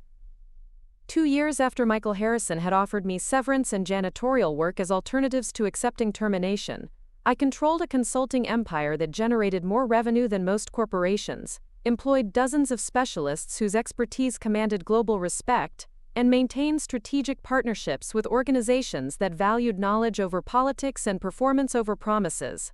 The revenge was complete, but the empire built from that revenge was eternal. 5 years had passed since that cold morning when Jennifer from HR had delivered the news that would transform my life in ways none of us could have imagined. The irony wasn't lost on me as I prepared for the keynote speech that would close the International Financial Technology Summit in Singapore, the same city where Rodriguez Strategic Systems had just opened our 4th international office. The Marina Bay Sands Convention Center buzzed with energy as 3,000 of the world's most influential financial technology leaders gathered for what industry publications were calling the most important fintech conference of the decade. My presentation, titled "The Strategic Value of Irreplaceable Expertise," would address an audience that included CEOs, CTOs, and board members from every major financial institution across Asia, Europe, and North America. Standing in the speaker preparation room, I reviewed the final slides of a presentation that had evolved from personal experience into universal principles that were reshaping how executives thought about knowledge management, organizational dependencies, and the true costs of eliminating specialized expertise. The case studies included not just my own journey but dozens of similar situations where undervalued experts had become indispensable consultants after their former employers discovered the difference between replaceable and irreplaceable. My assistant Jessica approached with the kind of controlled urgency that high-level executive support requires. "Emma, the conference organizers mentioned that several attendees have specifically requested copies of your assessment methodology framework. Also, 3 separate hedge funds want to schedule private consultations during your visit to Singapore." The assessment methodology that had emerged from analyzing CloudTech's failures at Meridian had become the gold standard for evaluating modernization risks across the financial services industry. Rodriguez Strategic Systems licensed the framework to consulting firms worldwide, generating passive revenue that exceeded what most companies earned through active operations while establishing my intellectual property as essential infrastructure for the global consulting economy. The framework's success had attracted attention from academic institutions, government agencies, and international organizations seeking standardized approaches to technology risk assessment that could prevent the kind of catastrophic failures that had become increasingly common as companies pursued aggressive modernization strategies without understanding the expertise required to execute them successfully. Dr. Patricia Nowak, who had joined Rodriguez Strategic Systems as Chief Strategy Officer after leaving Sterling Holdings, entered the preparation room with updates that demonstrated how completely our influence had expanded beyond traditional consulting boundaries. Emma, the European Central Bank just approved our proposal to develop risk assessment standards for proprietary trading platforms across all member nations. The contract value exceeds anything we've achieved in private sector consulting. The European Central Bank engagement represented validation that transcended commercial success, establishing Rodriguez Strategic Systems as a trusted advisor to regulatory authorities responsible for maintaining stability across global financial markets. Our expertise was no longer just valuable to individual companies seeking competitive advantages, but essential to governments and international organizations managing systemic risks that could affect entire economies. More personally satisfying was the transformation this recognition represented from my perspective as someone who had once been considered a disposable employee, whose contributions could be easily replaced by cheaper alternatives. The expertise that Michael Harrison had dismissed as obsolete dependency was now being codified into regulatory standards that would govern financial technology practices across multiple continents. The keynote presentation began with a simple question that had guided my professional journey from terminated employee to industry leader. What happens when organizations eliminate expertise they don't understand? The audience of financial technology executives responded with the kind of focused attention that indicated personal relevance to challenges they were currently facing or had recently survived. I walked them through the systematic analysis that had revealed CloudTech's failures at Meridian, but positioned these specific findings within broader patterns of organizational behavior and strategic decision-making that affected companies across all industries and jurisdictions. The technical details were important, but the leadership lessons were universal and applicable to any situation where specialized knowledge intersected with corporate hierarchy. The fundamental mistake organizations make is confusing individual dependency with institutional vulnerability, I explained, displaying charts that showed how companies could leverage specialized expertise through strategic partnerships rather than attempting to eliminate it through modernization or outsourcing. True resilience comes from understanding and properly valuing irreplaceable knowledge, not from pretending it doesn't exist. The presentation continued with case studies from Rodriguez Strategic Systems' global client portfolio, each example demonstrating how companies had achieved competitive advantages by embracing rather than eliminating specialized expertise. Deutsche Bank's successful platform modernization had generated €400 million in additional annual revenue, while avoiding the operational disasters that had crippled competitors who pursued similar objectives through less informed approaches. The Singapore financial services company that Sterling Holdings had acquired was now processing over $10 billion in daily trading volume across Southeast Asian markets, achieving performance metrics that exceeded projections by 40% through strategic optimization that built upon existing expertise rather than replacing it with standardized alternatives. Organizations that understand the strategic value of specialized knowledge create sustainable competitive advantages, I continued, watching executives throughout the audience take notes that suggested immediate application to their own strategic challenges. Those that treat expertise as expendable dependency create vulnerabilities that competitors can exploit and consultants can monetize. The monetization comment generated appreciative laughter from an audience that included numerous executives who had learned these lessons through expensive experience rather than theoretical education. Several attendees had hired Rodriguez Strategic Systems after discovering that their own modernization efforts were creating exactly the problems my framework was designed to predict and prevent.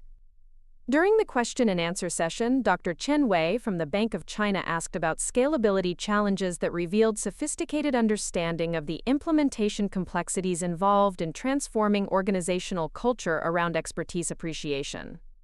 Ms. Rodriguez, how do large institutions balance the need for standardization with the strategic value of specialized knowledge that may exist in only a few individuals?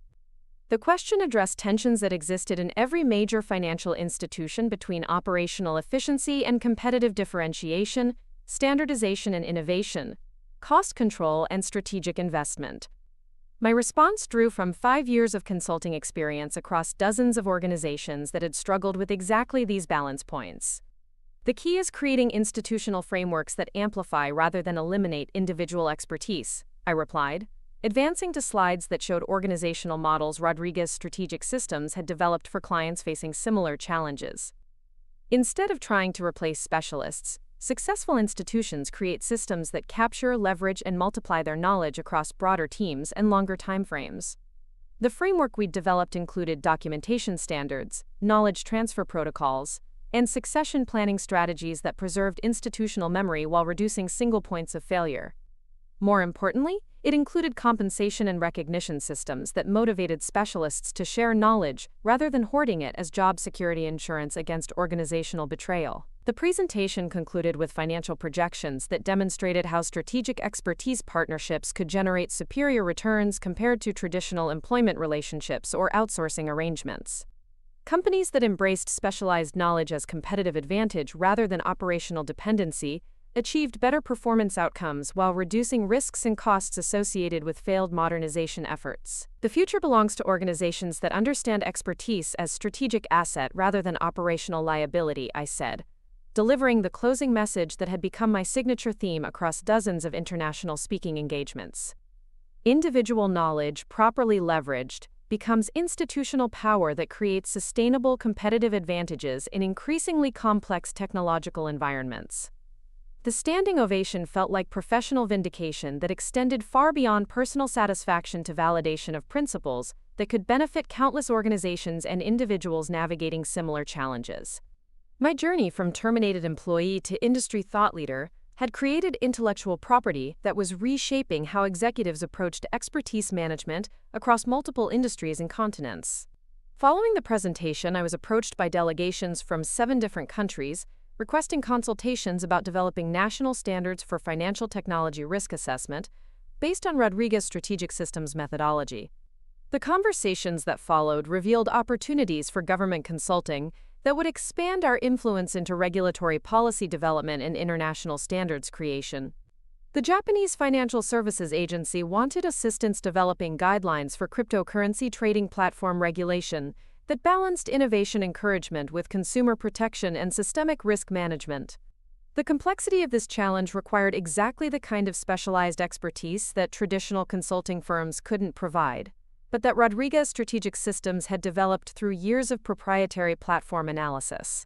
The Australian Securities and Investments Commission sought help creating assessment frameworks for fintech startup evaluation that could identify companies with sustainable competitive advantages versus those dependent on temporary market conditions or regulatory arbitrage. Their requests demonstrated how my expertise in proprietary system analysis was becoming relevant to venture capital evaluation and startup ecosystem development.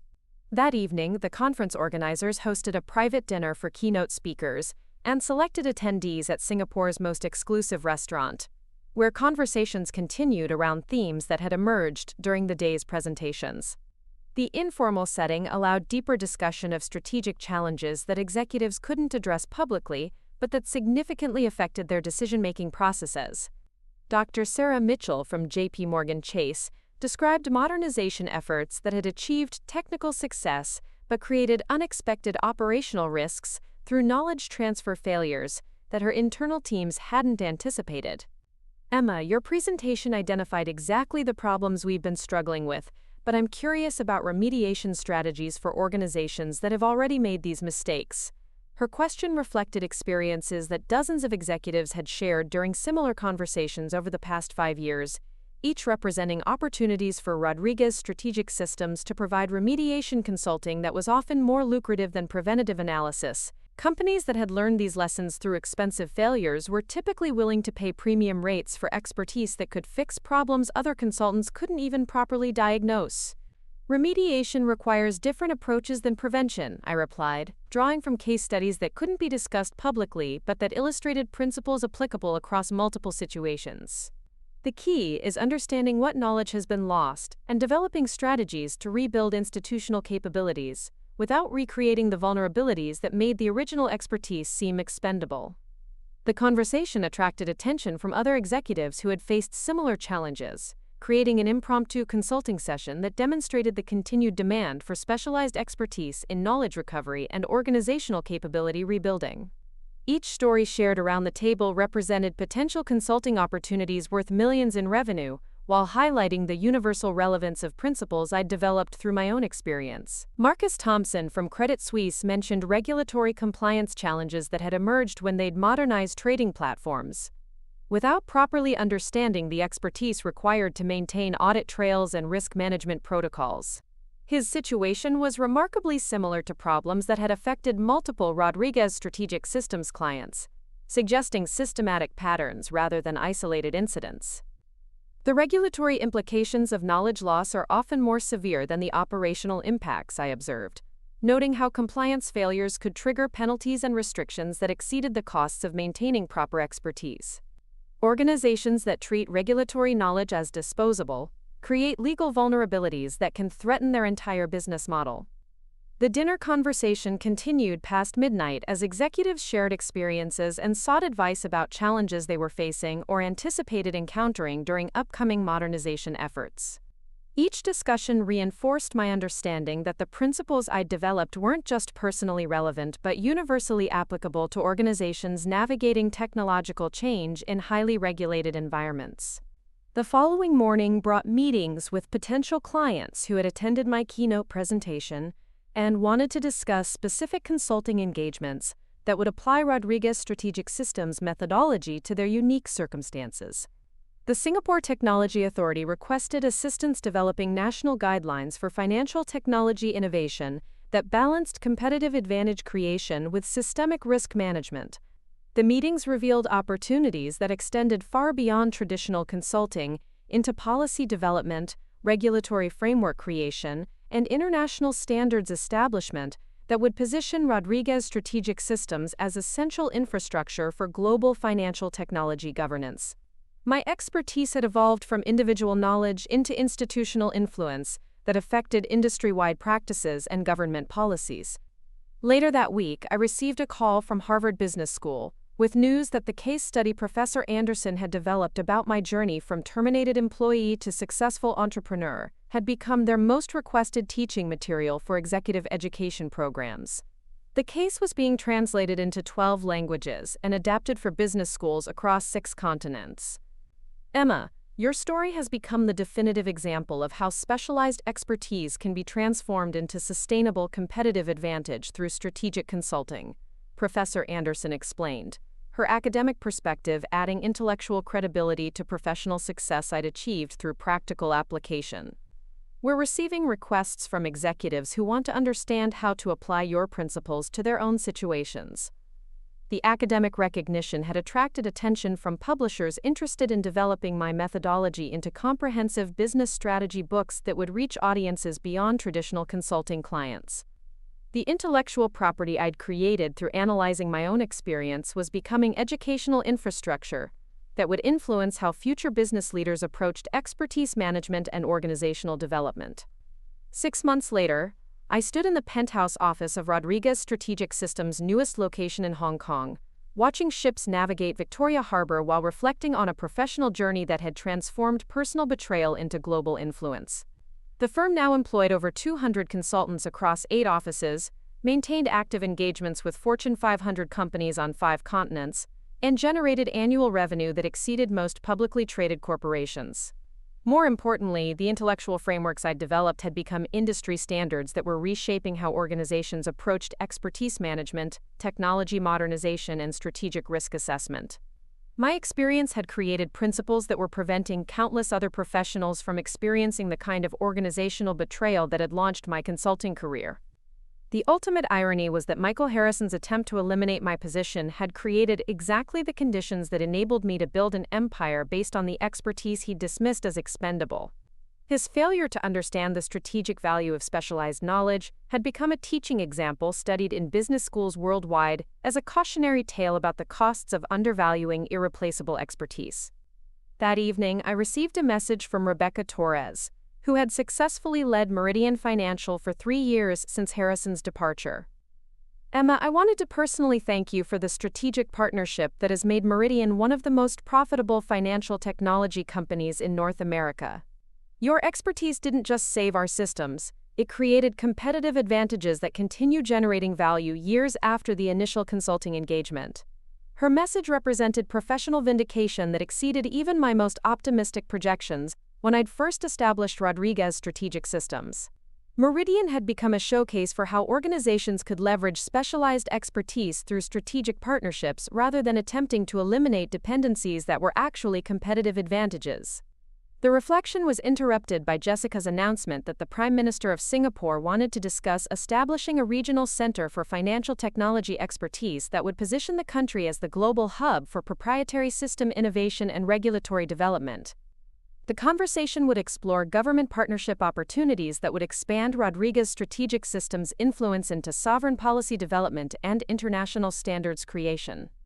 As I prepared for a meeting that would potentially reshape financial technology governance across Southeast Asia, I realized that my journey from terminated employee to global influence leader had created something more valuable than personal success or professional vindication. The principles I'd developed were becoming institutional infrastructure that would benefit countless organizations and individuals navigating similar challenges across industries and continents. The revenge against Michael Harrison was complete, but the legacy built from that revenge would continue growing long after our personal conflict had been forgotten. Some expertise, properly developed and strategically applied, becomes eternal.